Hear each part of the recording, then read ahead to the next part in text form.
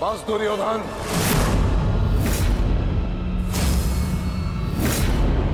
ये मेरा अपमान है और यह मत भूलो कि मैं तुम्हारा गुरुदेव हूं और मैं अपने इस अपमान को कदापि सहन नहीं करूंगा। स्मरण रहे।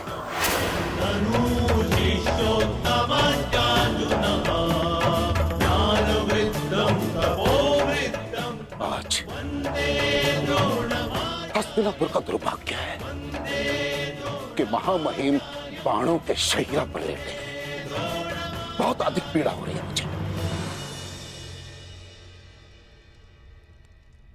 मुझे हस्तिनापुर लाया गया महामहिम द्वारा और किसी का द्वारा नहीं। और यदि महामहिम ने इस सूत पुत्र को अपने सेना में भाग लेने नहीं दिया तो मैं इस सूत पुत्र के अधीन रहकर इसके नेतृत्व में युद्ध कैसे कर सकता हूं।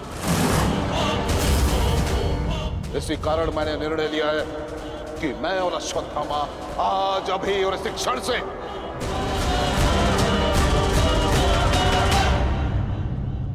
कौरवों के पक्ष का त्याग करते हैं। आचार्य,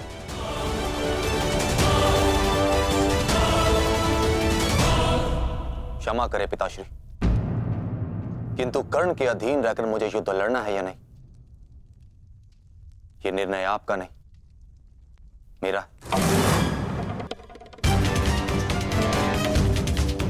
आप मेरी ओर से निर्णय नहीं ले सकते। बस, अपने पिता और आचार्य से विवाद करने की अनुमति ना तो धर्म देता है और ना ही तुम्हारे भीतर का योद्धा। और एक योद्धा भी किस पक्ष से युद्ध करेगा,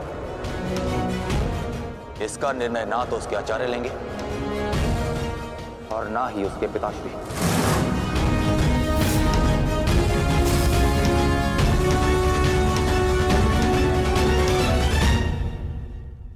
मेरे आदेश की अवहेलना करने का तो साहस कभी मत करना अश्वत्थामा।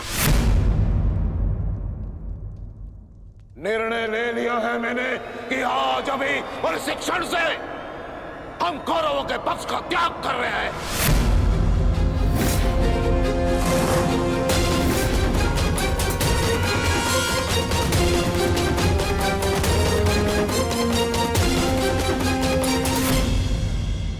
ले लिया है मैंने कि आज अभी और इस क्षण से हम कौरवों के पक्ष का त्याग कर रहे हैं।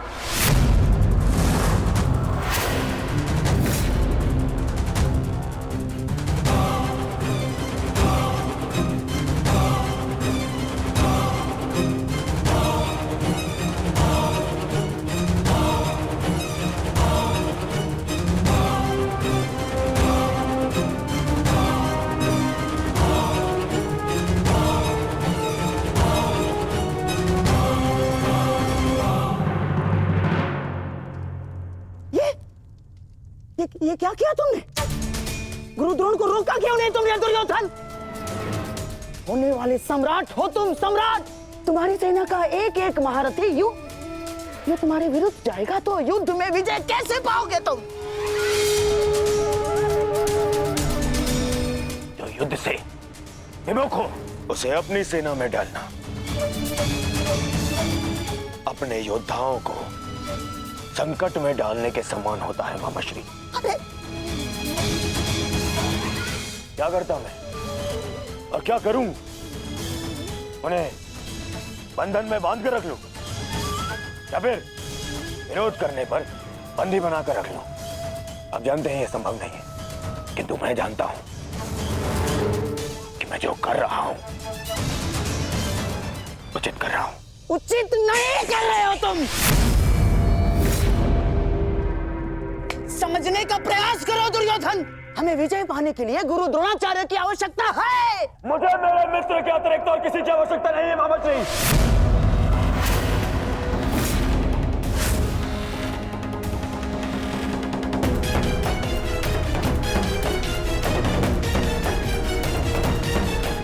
आओ सेनापति कर्ण, तुम्हारा स्वागत है। बताओ हम सबको कल के लिए हमारी क्या व्यू रचना है?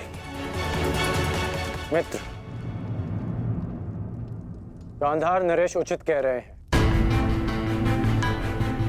इस युद्ध को जीतने के लिए हमें गुरु द्रोण की आवश्यकता है। हाँ, देखो समझाओ इसे, समझाओ इसे। व्यू रचने में उनसे अधिक श्रेष्ठ और कोई नहीं, और पितामह के पश्चात केवल गुरु द्रोण हैं जो सभी पांडवों की दुर्बलता जानते हैं। इसलिए उनका हमारे पक्ष में होना बहुत आवश्यक है मित्र। और मैं तुम्हारी सुरक्षा के लिए सदैव तत्पर रहूंगा मित्र, ये मेरा वचन है। परंतु कर्ण, अब क्या किया जाए? गुरु द्रोण को कैसे मनाया जाएगा युद्ध के लिए?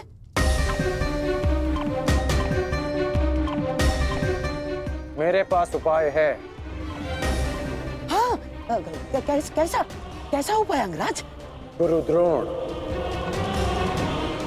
कल युद्ध में प्रस्तुत रहेंगे।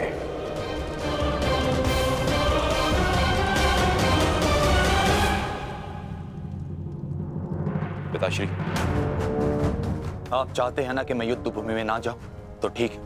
यदि मैं रणभूमि में नहीं जा सकता तो अभी इसी क्षण पांडवों के शिविर में जाकर सबका वध कर दूंगा। परंतु युवराज दुर्योधन की सहायता जरूर करूंगा, चाहे इसके लिए मुझे अपने प्राण भी क्यों ना गंवाने पड़े। अश्वत्थामा,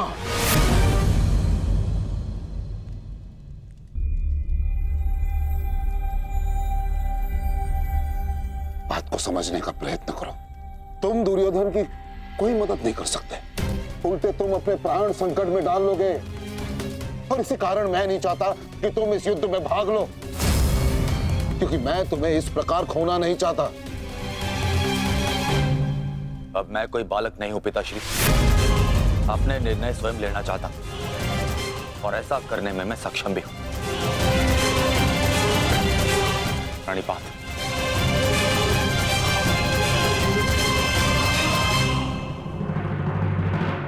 अब तक तो पितामह कौरव की रक्षा करते आए हैं, परंतु अब कौरव की ढाल शेष नहीं। मैं विकोदर भीम उन पापियों का नाश करना आरंभ कर दूंगा। कौरव का नाश करने की प्रतिज्ञा पूर्ण करने का अब समय आ गया है। हाँ भ्राताश्री, जिसकी प्रतीक्षा थी वो समय आ गया। सूर्य उदय होते ही हम सभी इस युद्ध की समाप्ति का आरंभ करेंगे।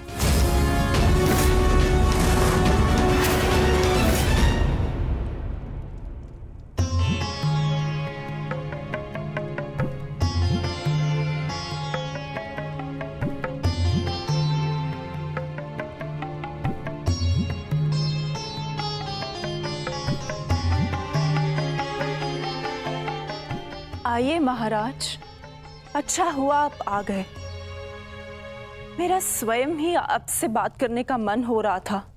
जब से ये युद्ध आरंभ हुआ है गांधारी, तुम इन दीपकों का विशेष ध्यान रख रही हो, परंतु क्यों? मेरे सभी पुत्र उस युद्ध में गए हैं महाराज, और इसीलिए मैंने इन 100 दीपकों को अपने 100 पुत्रों की लंबी आयु की प्रार्थना के लिए जलाया है। अब ये 100 दीपक मेरे 100 पुत्रों की आयु का एकमात्र सहारा है। कहीं इन दीपकों को संभालते संभालते तुम अपने हाथ न जला लेना गांधारी। नहीं महाराज, जब एक माता अपने शिशु को जन्म देती है तो उसे अपने आप ही ज्ञात होता है कि उसका शिशु क्यों रो रहा है। एक पुत्र को कभी अपनी माता को अपने रुदन का कारण बताने की आवश्यकता नहीं होती।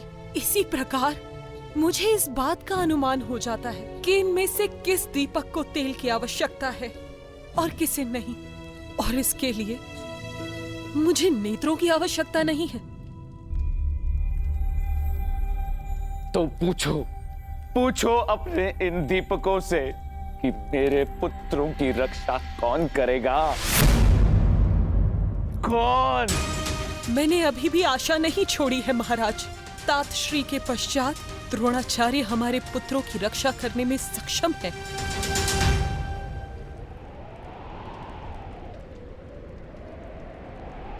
गुरुद्रोण बाहर आइए, शीघ्र बाहर आइए।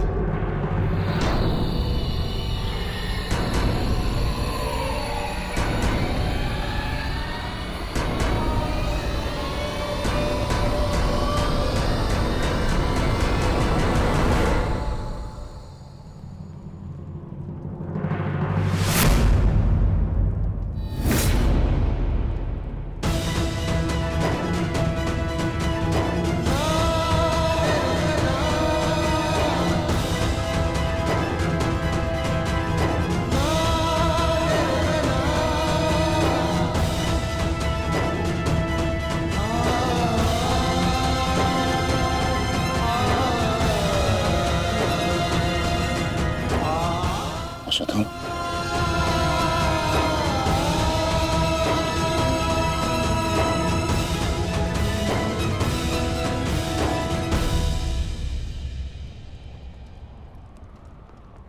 अश्वत्थामा,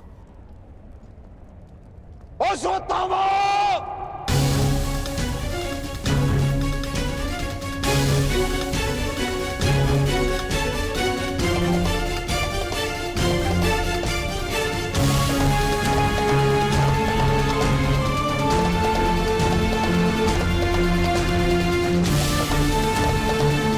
किसने किया ये सब पंगा? उत्तर दो मुझे! किसने किया? पांडव।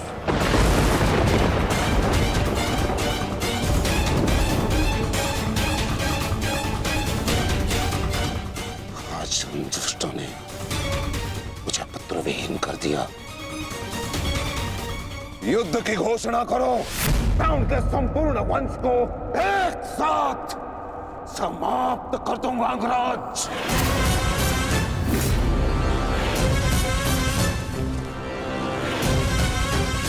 अपने पुत्र के हथियारों से मैं प्रतिशोध लूंगा, प्रतिशोध लूंगा। मैं पांडवों का अंत कर दूंगा, समूल नष्ट कर दूंगा उन्हें। अंगराज, तुम कौरवों के सेनापति हो ना? तो आज तुम्हारे सेनापति तुम्हें आज कौरवों की विजय होगी और पांडवों की हार, और ऐसी हार जो भूत है ना भविष्य। आज के सूर्योदय के साथ मैं पांडवों के जीवन का सूर्यास्त कर दूंगा। चलो मेरे साथ।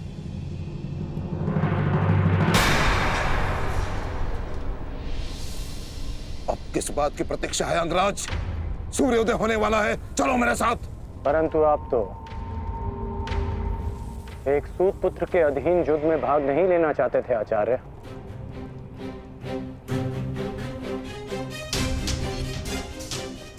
परंतु यह समय स्पष्टीकरण देने का नहीं अंगराज, यह समय है स्पष्ट प्रहार करने का, केवल और केवल आक्रमण करने का। तो यह समय भयभीत होने का भी नहीं है।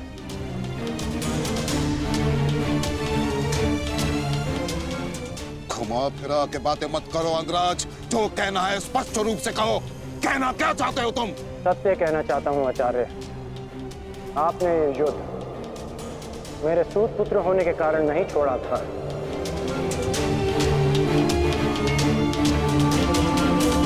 आप इस युद्ध से इसलिए पीछे हटे थे क्योंकि आपको अपने पुत्र अश्वत्थामा की मृत्यु की चिंता थी।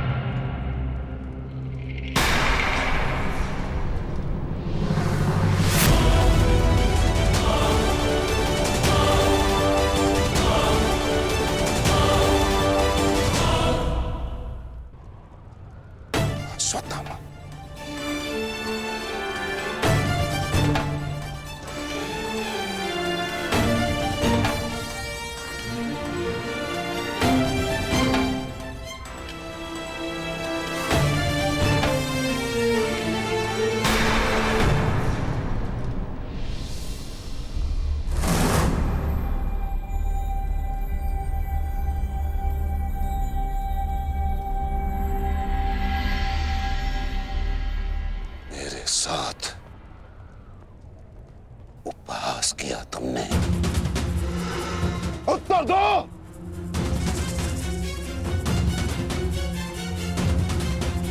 मैं क्षमा चाहता हूं आचार्य, परंतु मैंने ये सब आपका उपहास उड़ाने के लिए नहीं, आपको सत्य का आभास कराने के लिए किया है। मैं केवल उस योद्धा को चिंता के भंवर से निकालना चाहता था जिसकी इस समय कौरव सेना को सबसे अधिक आवश्यकता है। आपके युद्ध न लड़ने का कारण मुझे आरंभ से ही ज्ञात था।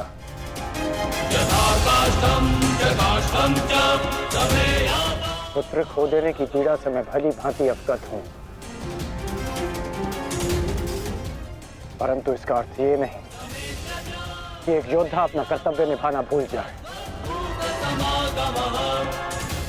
जो आक्रोश आपने अभी दिखाया, यदि वही आक्रोश आप युद्ध भूमि में रखेंगे तो ये मेरा विश्वास है कि आप कौरव सेना और अपने पुत्र को सदैव सुरक्षित रख पाएंगे।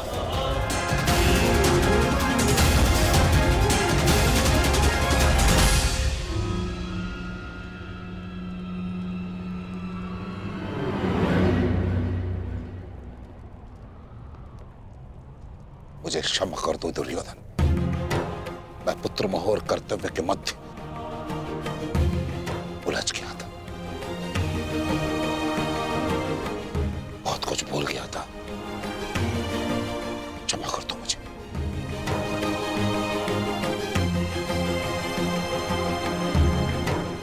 गुरु द्रोण, आप सेनापतित्व स्वीकार कर कौरवों की जीत सुनिश्चित करें और आपके पुत्र की सुरक्षा मैं सुनिश्चित करूंगा।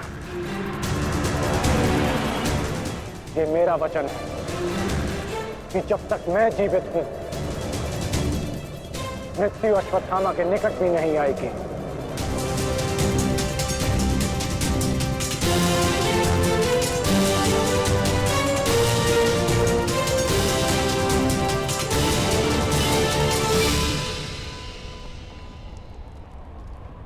आपको इस प्रकार कष्ट देने के लिए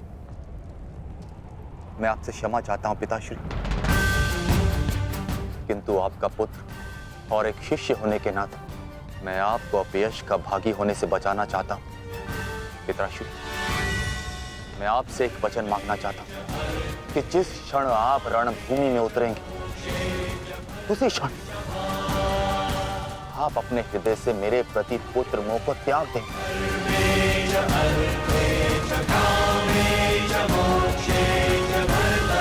और पूर्ण रूप से युद्ध को समर्पित हो जाएंगे। वचन दीजिए पिताश्री, मुझे वचन दीजिए।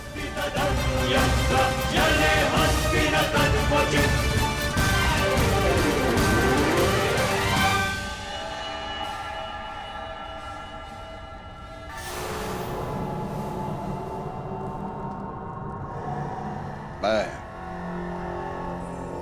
वचन देता हूं,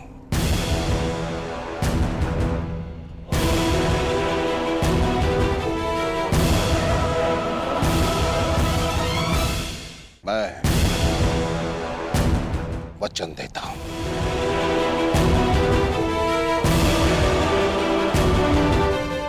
सूर्योदय होने वाला है, आओ युद्ध की तैयारियां करें। मुझे गर्व है कि मैं सेनापति द्रोणाचार्य के ध्वज के नीचे युद्ध करूंगा।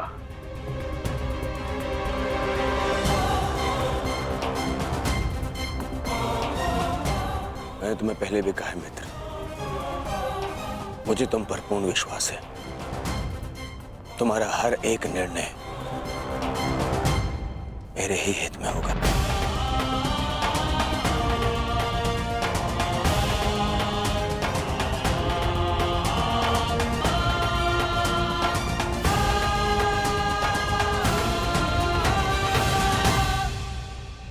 अद्भुत अंगराज, अद्भुत! आप तो कुशल नीतिकार निकले। नहीं, मेरा मित्र नीतिकार नहीं है, वो तो एक कुशल संचालक है, एक कुशल सेनापति है। कर्ण, मैं आज बहुत प्रसन्न हूं और गर्व का अनुभव कर रहा हूं कि तुम मेरी ओर से युद्ध लड़ रहे हो।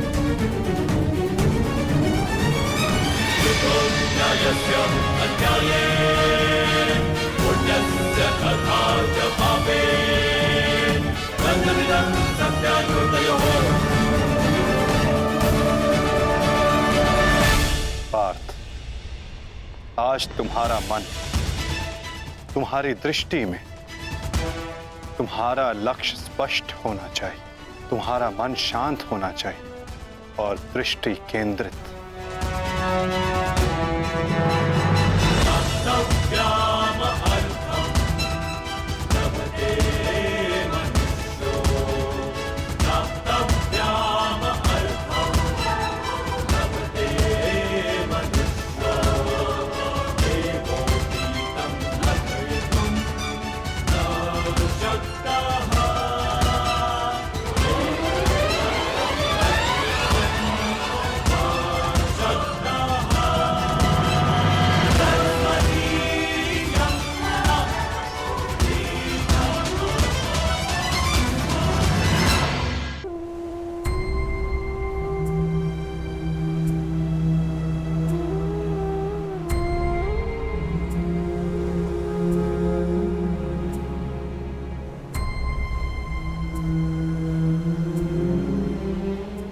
मुझसे कुछ मांगने आई हो सुप्रिया?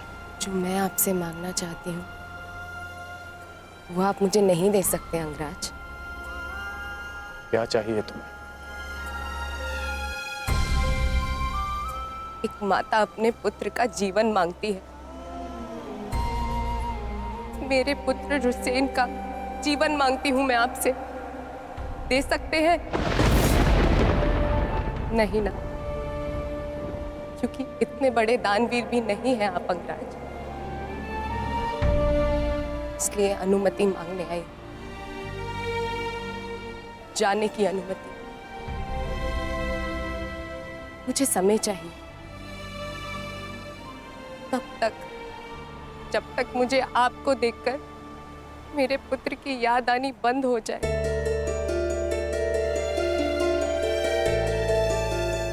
ठीक है, यदि तुम्हें समय चाहिए तो तुम्हें समय मिलेगा,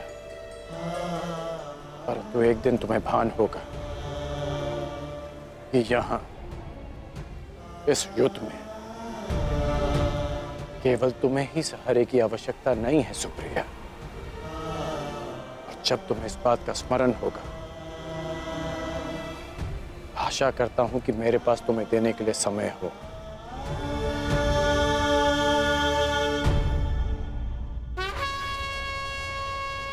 युद्ध का 11वां दिन।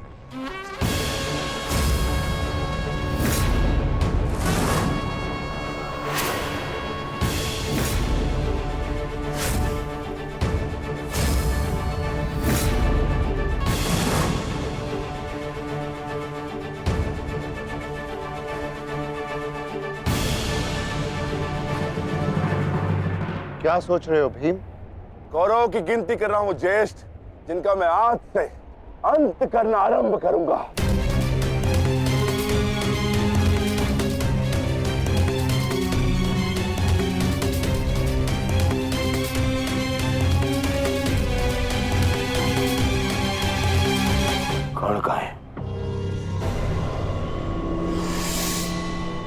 आचार्य द्रोण, युद्ध आरंभ होने वाला है, परंतु मित्र कर्ण कहां रह गया? कहां है वो?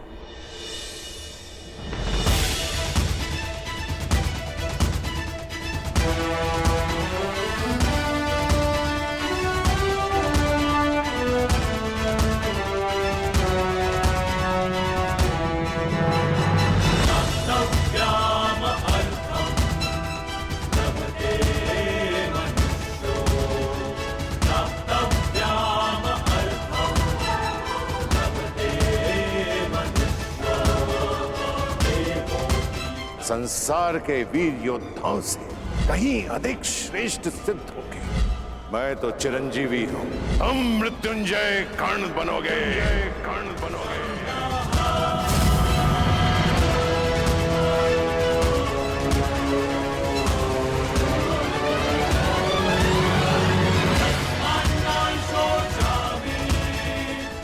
कल से यह रणभूमि तुम्हारे सामर्थ्य और पराक्रम की साक्षी बने।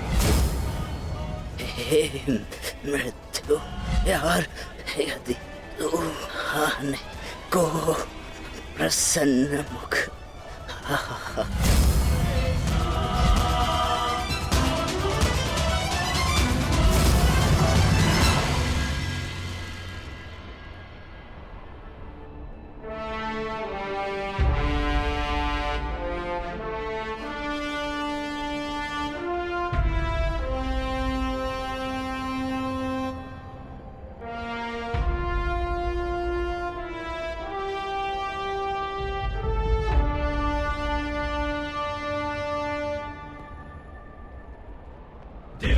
दृष्टि से बाण शक्ति से जीते ये सारा रण, शांत चित्त धरे आत्मबल भरे जीते हर बाधा गढ़, छूट ना पाए लक्ष्य हो चाहे सूक्ष्म सा छुपा होकर, मित्र वेग है सूर्य तेज है कवच चढ़ा इसके तन।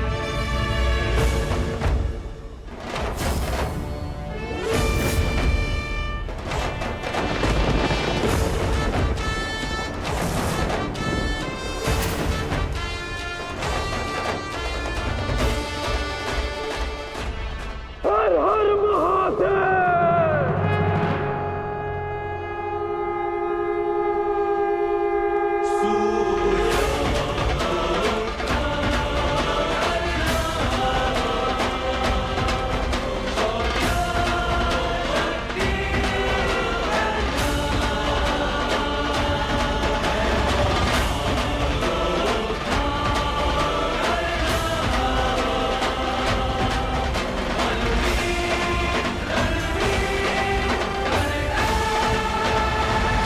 आक्रमण!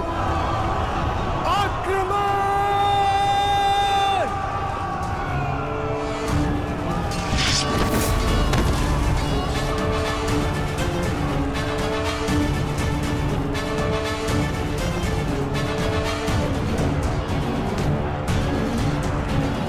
न्यायानाम् अधिकाराणां प्राप्त्यर्थं साम्राज्यर्थं, न्यायानाम् अधिकाराणां प्राप्त्यर्थं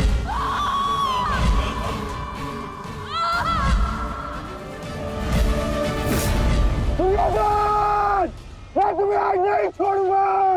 आओ नकुल, व्यू का घेरा मत तोड़ाओ। ठहरो नकुल, ठहरो। सहदेव, हमें नकुल की सहायता के लिए उसके पीछे जाना होगा अभी।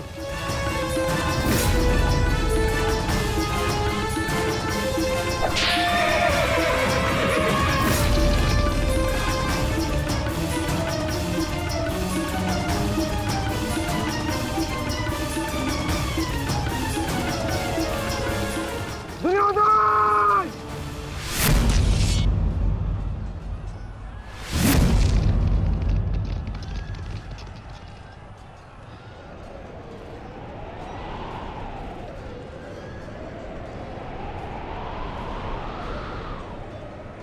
कुरुक्षेत्र की इस युद्ध भूमि में तुम्हारा स्वागत है, महारथी कर्ण।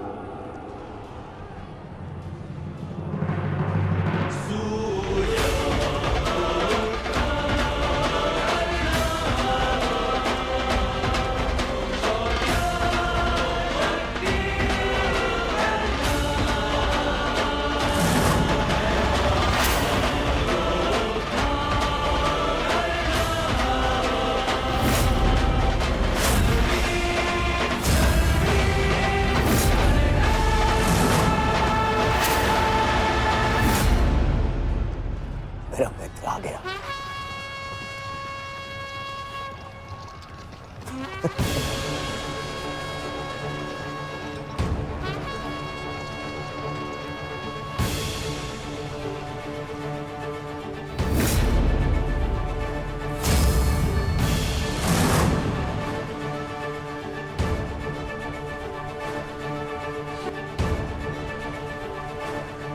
सज्ज हो ना पार्थ?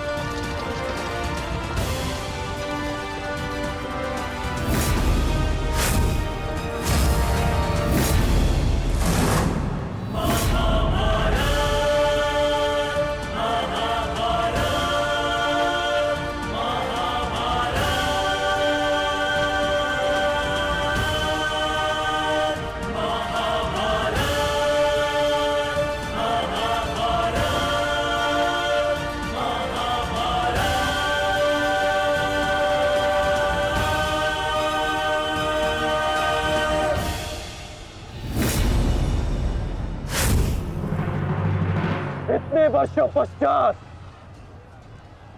वो समय आ गया जिसकी मुझे प्रतीक्षा थी, और मेरे लिए ये दूसरा अवसर है।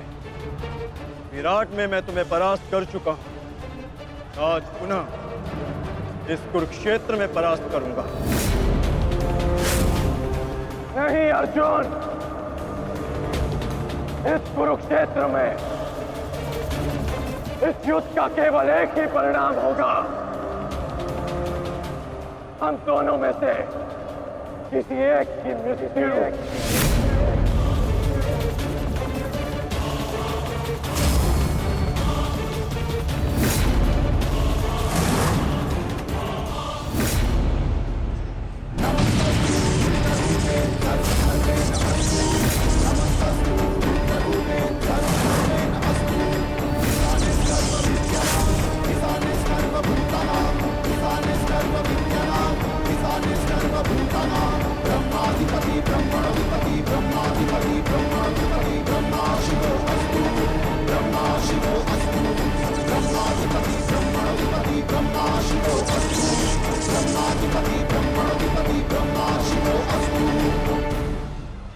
देवराज इंद्र की अमोघ वाष्पी शक्ति।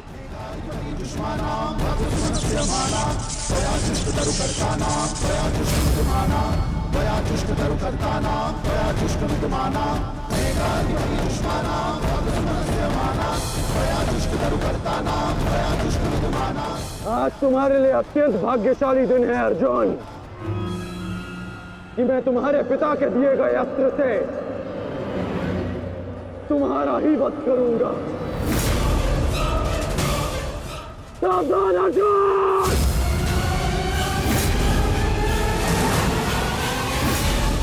यदि मैं चाहूं तो इसी क्षण तुम्हारा अंत कर सकता हूं,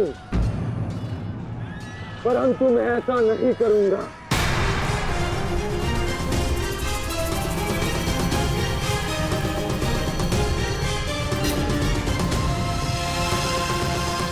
क्योंकि यदि मैंने ऐसा किया तो एक प्रश्न सदा के लिए अनुत्तरित रह जाएगा कि हम दोनों में से कुशल योद्धा कौन है।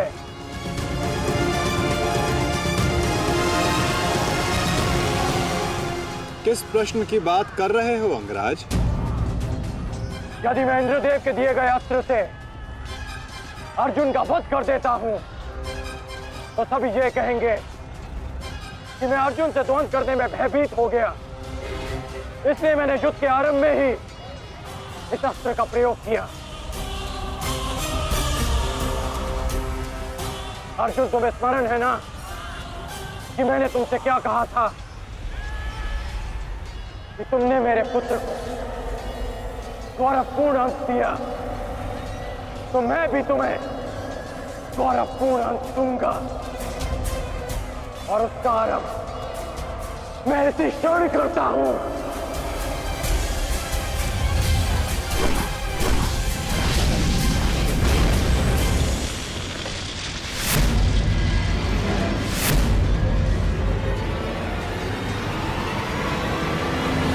तुम्हें जिस अस्त्र का प्रयोग मुझ पर करना है तुम कर सकते हो कर्ण, क्योंकि मुझे स्वयं के सामर्थ्य पर पूर्ण विश्वास है। आज मैं सिद्ध कर दूंगा कि मैं तुमसे अधिक कुशल योद्धा हूं। शीघ्र ही यह सिद्ध हो जाएगा कि कौन अधिक कुशल है।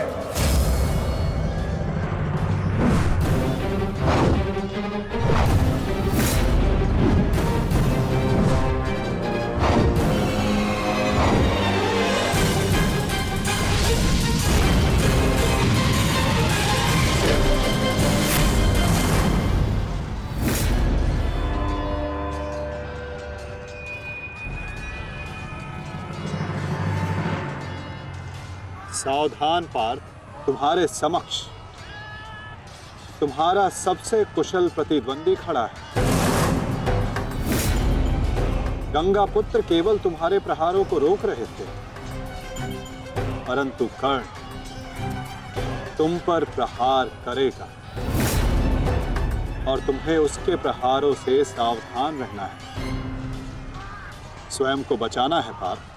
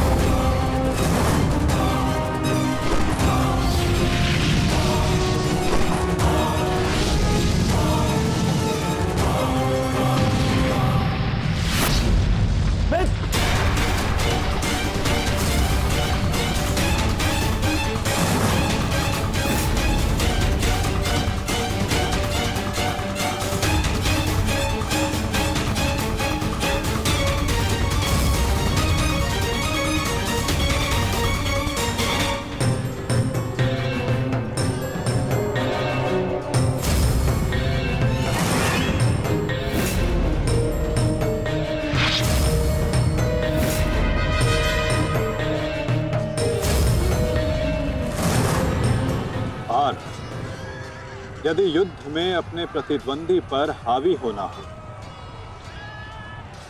तो अपने क्रोध को स्वयं पर हावी होने मत दो।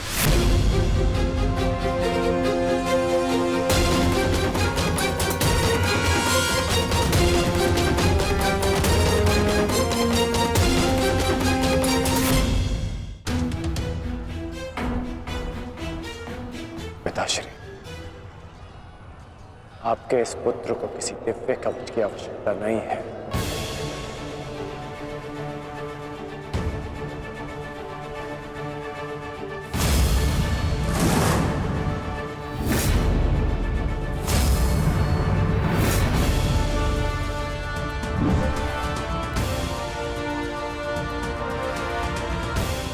हट जाओ मेरे मार्ग से। मेरा लक्ष्य वो 100 कौरव भाई है, तुम लोग नहीं।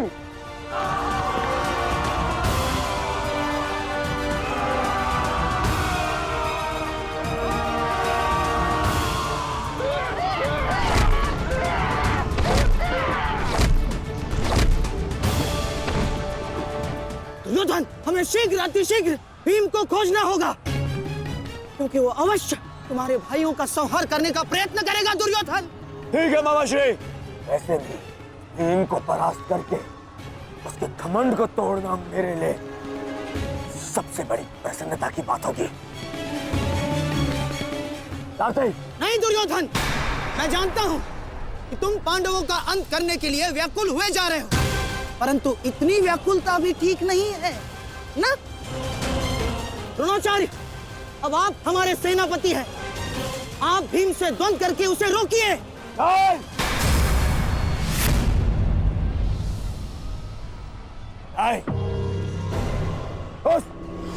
उस भीम के लिए मैं ही पर्याप्त हूं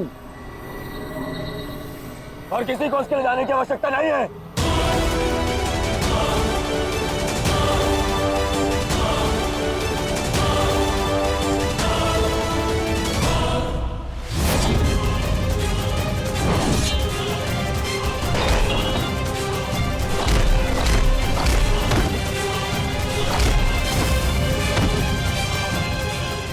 इतना निर्बल भी नहीं हूँ कि तू मेरा एक ही प्रहार में अंत कर सके। तुम्हें ऐसा लगता है कि मैं तुमसे अधिक शक्तिशाली हूँ? तो जाओ, जाकर अपने भाइयों को अपने मृत्यु के लिए आमंत्रित करो। जाओ।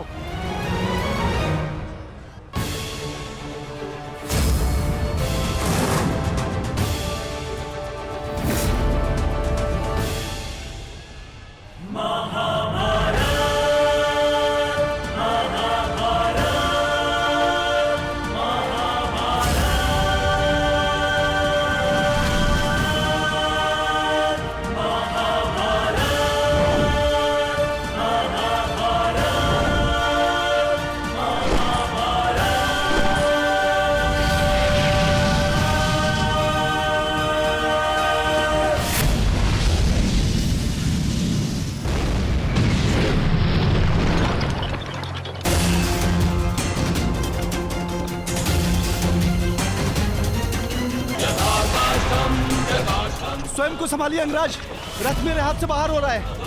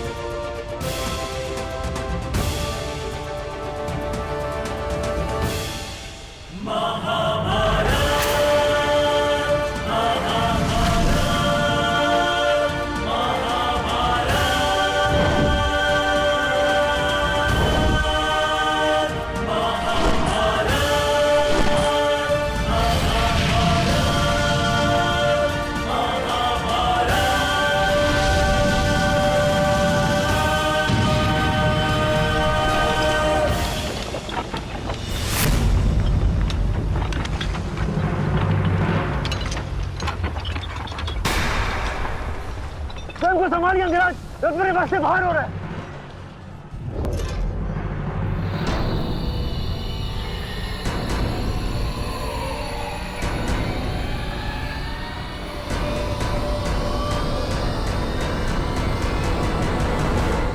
आदेश करें अंगराज। जब परिस्थिति पीछे ढकेले तो मनुष्य को आगे बढ़ परिस्थिति को पीछे ढकेल देना चाहिए।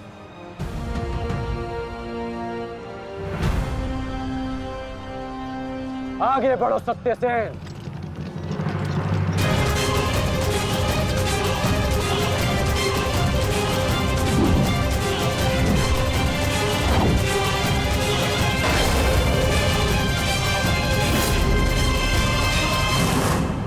पिछली बार वो भाग्यशाली निकला, परंतु हर बार उसका भाग्य उसका साथ नहीं देगा। आचार्य, मैं जाके उस भीम को संभालता हूं, आप यहां रुक के सेना का नेतृत्व की। चलो साथी।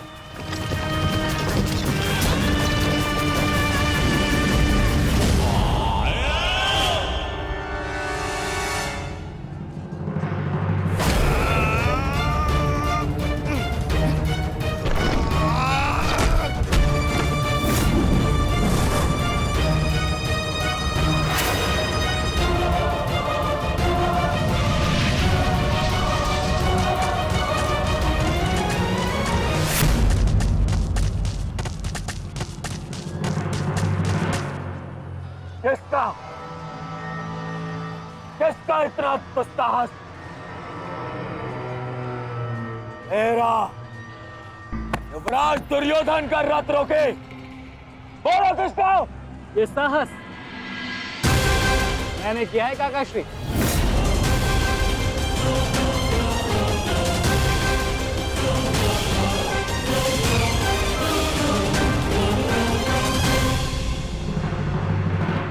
अब बताओ गदाधारी भीम, हम पांचों के साथ युद्ध करने में तुम्हें कहीं भय तो नहीं लग रहा है? भय और भीम को तुम कौरव भाइयों से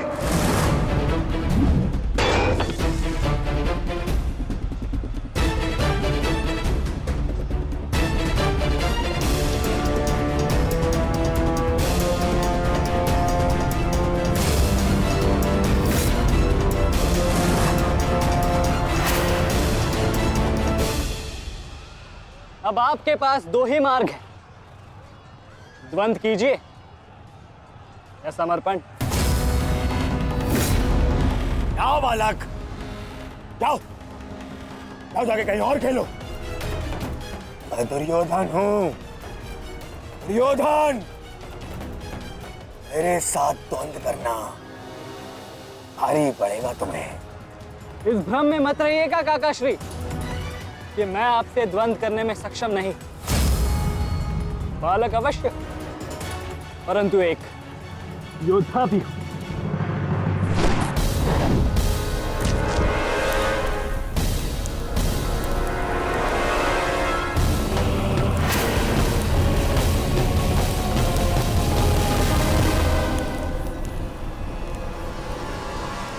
उत्तम, अति उत्तम अभिमन्यु। परंतु यदि तुम्हारा ये खेल समाप्त हो गया हो तो मैं जाऊं? क्या है ना, बहुत ही महत्वपूर्ण द्वंद्व करने जाना है मुझे। तुम्हारे लिए समय नहीं है मेरे पास अलग। परंतु द्वंद्व में आगे जाने का अब एक ही विकल्प है काकाश्री, कि आप मेरी चुनौती स्वीकार करें और मुझसे द्वंद्व करें।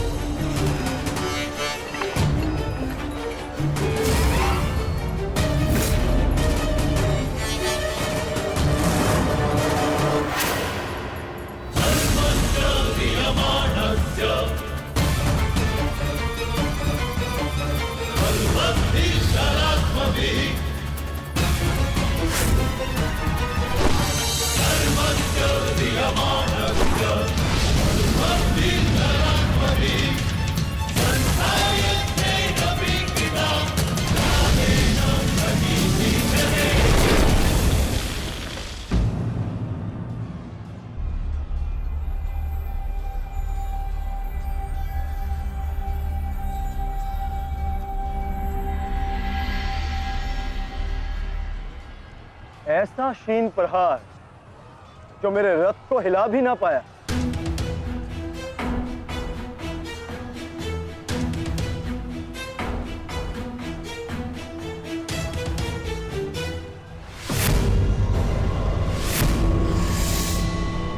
अच्छा, तो सब घेर कर प्रहार करोगे? करो करो अपनी मंशा पूरी।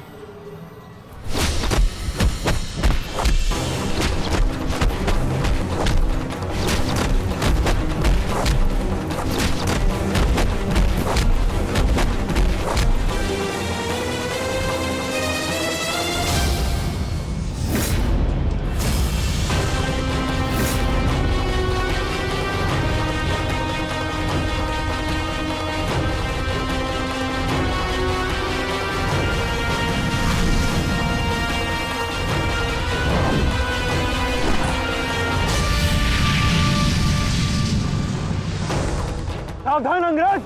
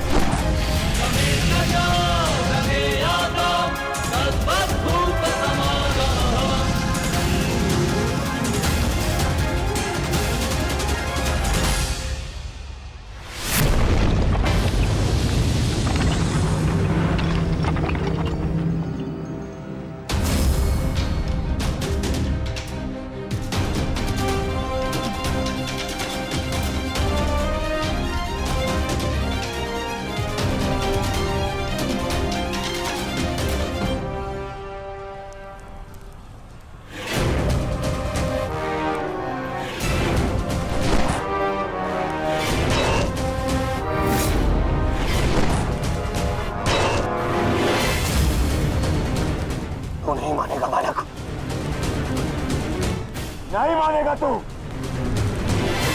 तो ठीक है। मेरे हाथों मृत्यु को प्राप्त होने के लिए तत्पर हो जा।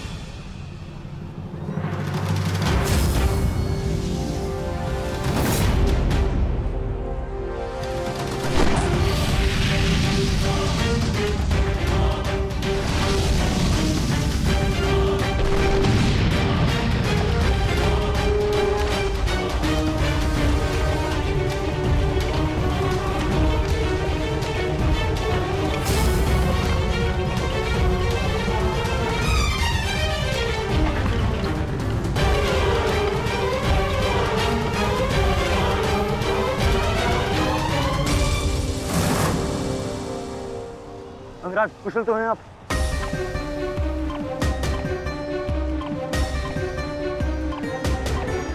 हाँ। परंतु अगर ऐसे ही चलता रहा तो शीघ्र ही अर्जुन हमें इस कुरुक्षेत्र से बाहर निकाल देगा। क्या करें अंगराज?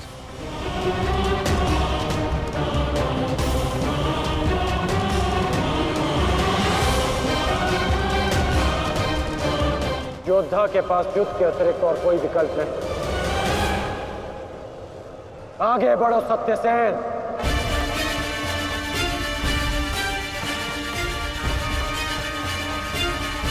प्रतीत होता है माधव कि कर्ण को युद्ध भूमि से दूर रखने के लिए यह अस्त्र पर्याप्त होगा। किसी निर्णय पर शीघ्र पहुंच जाना उचित नहीं होता पार्थ।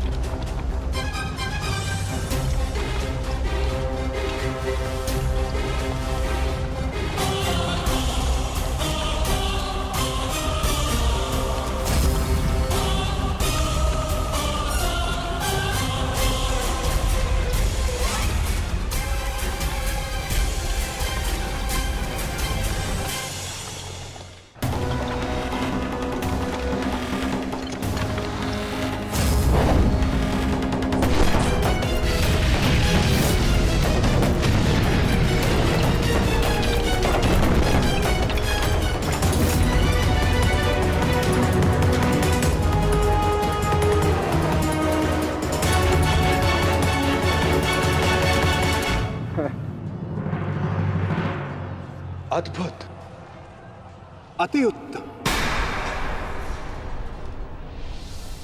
अति बलशाली प्रहार कर्ण। तुम वास्तव में एक कुशल योद्धा हो कर्ण।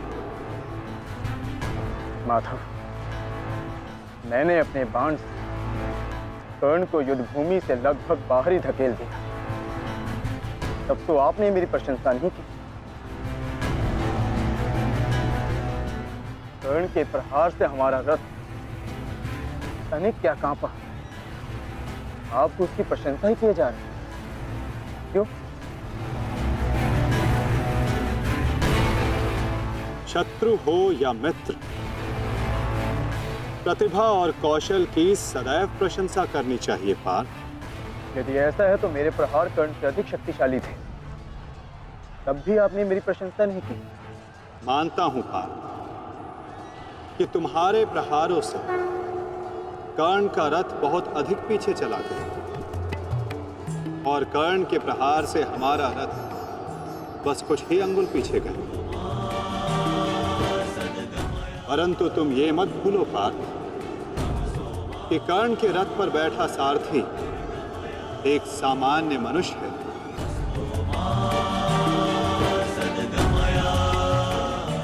और तुम्हारे इस रथ पर मैं विद्यमान हूं। साक्षात बजरंग बली विराजमान है। संपूर्ण ब्रह्मांड का भार है इस रथ पर और अपने प्रहार से इस रथ को पीछे धकेल देना बड़े कौशल की बात है पार्थ। अब तुम ही बताओ पार्थ, मैं कैसे इतने कुशल योद्धा की प्रशंसा ना करूं? वास्तव में कर्ण एक कुशल और वीर योद्धा है।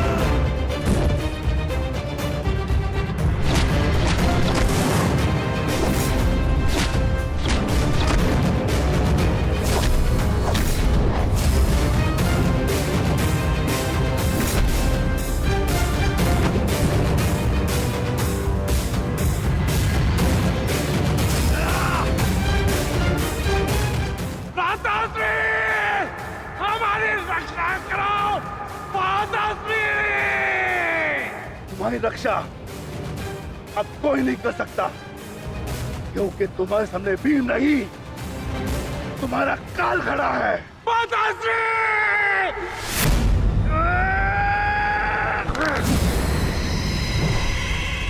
नहीं!